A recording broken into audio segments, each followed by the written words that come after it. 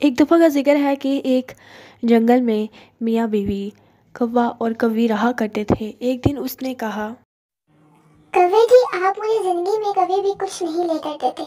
चाहे कुछ भी हो जाए मैं खुद ही खरीद लूं, लेकिन आपने कभी भी मुझे कोई तोहफा नहीं दिया। यहाँ तक कि एक सोने का हार भी मेरी अम्मी ने ही मुझे तोहफे में दिया था, आपने कुछ नहीं दिया। मुझे नहीं पता, चाहे कुछ भी हो जाए मुझे सोने का हार ला कर दे। ये सुनकर कौवे ने कहा, हाँ हाँ कवि, तुम बिल्कुल भी परेशान ना हो।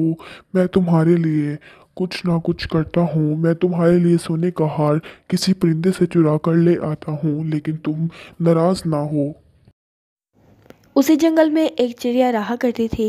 उसका हवा की वजह से खाना गिर गया तो उसने कहा, अरे, ये क्या हो गया मेरे साथ। अब मुझे खाना दोबारा लाना पड़ेगा, मेरा खाना तो खराब हो गया है। अब मुझे जाना ही पड़ेगा, इतनी धूप तो है।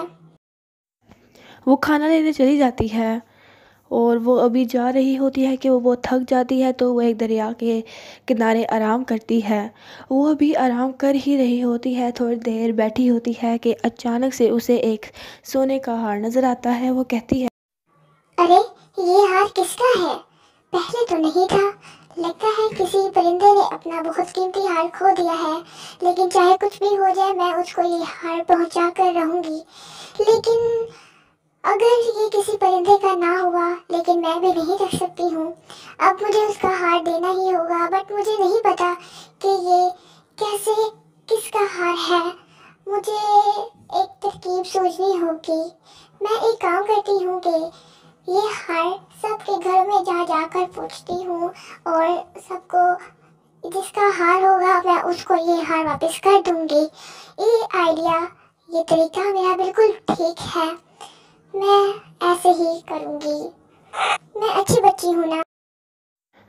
तो वो तोते के घर जाती है और उससे कहती है कि क्या ये तुम्हारा हार है? मुझे दरिया के किनारे मिला था। तो वो कहती है, नहीं नहीं, ये मेरा हार नहीं है। ये हार मुझे लगता है कि शायद कि कौवे का हो। चिड़िया अब सबके पास चली जाती है मगर अभी कौवे और चील के पास नहीं गई होती है। तो वो कहती है कि पहले मैं कौवे के पास जाऊंगी। तो वो कहती है कि कौवे का तो ये नहीं हो सकता, क्योंकि कौवे तो चोरी कर कर के दूसरों की चीज़ें चुराते रहते हैं और खाते रहते हैं। लेकिन मैं एक दफ़ा फिर भी उससे पूछ लेती हूँ। तो वो चली जाती है। कौवे उससे कहते हैं कि चिड़िया, अभी हमारा कोई मन नहीं है तुमसे बात करने का, तो मेहरबानी करके तुम यहाँ से चले जाओ। हम इस वजह से ही तुम्हें देख नहीं रहे हैं। हमारा तुमसे कोई काम भी नहीं है, तो मेहरबानी करके जाओ यहाँ अरे, मैंने तो बस यही पूछना था कि ये मुझे सोने का हार नदी के किनारे मिला था। अगर ये तुम्हारा है तो मेहरबानी करके तुम ये ले लो। अरे हाँ, शुक्र है कि ये हार तुमने मुझे बता दिया। ये हार तो मेरा ही था। शुक्र है। मेहरबानी करके ये हार मुझे दे दो। ये हार मैं बहुत देर से ढूंढ रही थी। शुक्र है तुमने ये हार मुझे वापस कर दिया। शुक्र है कि मेरी भी जिम्मेदारी खत्म हुई। ये हार मेहरबानी करके ये ले लो। और तुम्हें पता है ना कि ये हार कितना ज्यादा महंगा है। ये हार मुझे बहुत महंगा लगता है। तुम इस हार को संभाल कर रखा करो। अपनी माँ के तोहफे को राइगा ना तो जाने दिया करो, और अपने इस हार का ख्याल रखा करो। चलो मैं चलती हूँ। तुम दोनों अपना ख्याल रखना, और इस हार का भी ख्याल रखना, और इसको दोबारा गुम ना करना। ये कहकर चिड़िया वहाँ से चली जाती है। कौवा कहता है, कवि, ये हार तो तुम्हारा मुझे नहीं लगता। ये हार किसका है?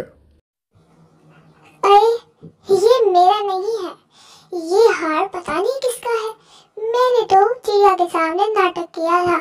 मेरी माँ ने जो हार दिया था वो तो मुझसे नदी में गिर गया था। और रही बात तुम दोगे मुझे, तुम तो कभी मुझे कुछ खाना तक ना ला कर दो, और तुम मुझे ये हार कहाँ से दोगे? ये तो मैंने नाटक करके लिया है चिड़िया से। बेचारी चिड़िया ने कितनी मासूम है कि उसने मुझे ये हार दे दिया। बड़ी मेहरबानी है उसकी। तभी वहाँ चिड़िया आती है और कहती है कि तुम लोगों को शर्म नहीं आती है कि झूठ बोलते हुए? मैंने कहा था कि ईमानदारी से बताना कि ये हार तुम लोगों का है या नहीं, मगर तुम लोगों ने झूठ बोला। मैं ये हार तुम लोगों से लेकर जा रही हूँ। ये हार चील का है, तुम लोगों का नहीं है, झूठे मक्कार।